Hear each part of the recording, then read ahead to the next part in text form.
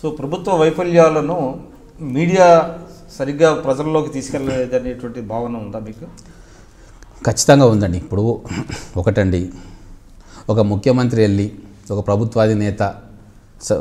ప్రభుత్వాధినేత ముఖ్యమంత్రి వెళ్ళి ఒక మీడియా అధిపతి ఇంటికి పోయి వాళ్ళ ఇంట్లో కూర్చొని ఆతిథ్యం స్వీకరించుకున్నాక ఆ మీడియా అధినేత ప్రభుత్వాన్ని విమర్శిస్తాడని మేము ఎట్లా అనుకుంటాం? అంటే అది ప్రజాస్వామ్యంలో తప్పు ఎట్లా అవుతుందండి? మేము అదే ప్రజాస్వామ్యంలో అంటే మీరు చెప్పేది ఒక పత్రికాధిపతి ఉండటం వలన ఆయనకి హెల్త్ బాగోలేకపోతే ఒక ముఖ్యమంత్రి గారు వెళ్ళి పరామర్శించినంత మాత్రం అప్పుడు కాదు, బాగోలేకపోతే కాదు, అంతకంటే ముందు సంగతి చెప్తా ఉన్నా నేను. హెలికాప్టర్లో వెళ్ళి రామోజీ ఫిలిం సిటీ దగ్గర అయితే నేను ఏమంటున్నా అంటే మనం మీరు కేవలం ఒక ఇన్సిడెంట్ని దృష్టిలో పెట్టుకొని అనేక సంవత్సరాలుగా ఒక పత్రికని కొన్ని విలువలతో నడిపేటువంటి పత్రికాధిపతుల్ని మనం ఏ విధంగా వాళ్ళ యాస్పర్షన్స్ని మనం ఒకటండి, నేను ఆ పత్రికాధిపతి అదే నిజమైతే ప్రతి ముఖ్యమంత్రి కూడా ప్రతి పత్రికాధిపతి ఇంటికి వెళ్ళిపోతే ఇక అనుకూలంగా ప్రభుత్వానికి రాసే ఒకటండి. ఇప్పుడు మేము ఆరోపణలు మేము విన్నాం, ఆడ కబ్జాలు జరిగినాయి, అసైన్డ్ భూములు ఉన్నాయి, అవన్నీ అయినాయి. అవన్నీ నిర్ధారణ కాకముందే, అవన్నీ ఏమి చేయకముందే ముఖ్యమంత్రి పోయి క్లీన్ చిట్ చేయాల్సిన అవసరం లేదు. మరి మిగతా వాళ్ళకి ఎందుకు ఇస్తలేరు, కేవలం వారికి ఎందుకు ఇస్తాం? తర్వాత మేము ఆరోపణలు చేసేది ఉట్టిగా చేస్తలేం.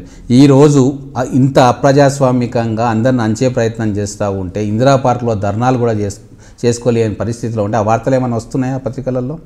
ఇక్కడ ఎవరైతే సమస్యల కోసం పోరాటం చేస్తున్నారో వాళ్ళ గురించి ఆ పత్రికల్లో ఏమైనా కథనాలు వచ్చాయా, వస్తున్నాయా? అంటే పత్రికలు ఉన్నది ప్రజాక్షేమం కోసమే కదా, ప్రభుత్వం చేస్తున్న వైఫల్యాలను ఎండగట్టడానికే కదా మీడియా అనేది.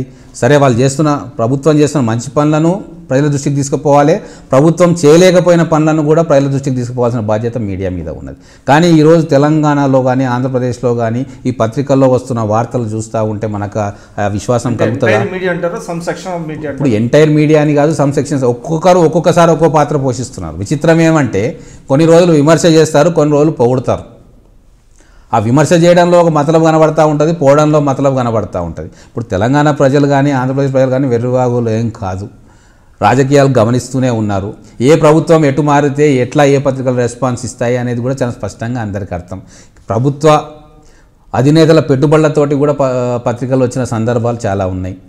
అపోజిషన్కు పత్రిక ఉంది, ruling party. I'm N M Srinivas Reddy, ex MLA Mahabubnagar. Please watch my interview on iDream.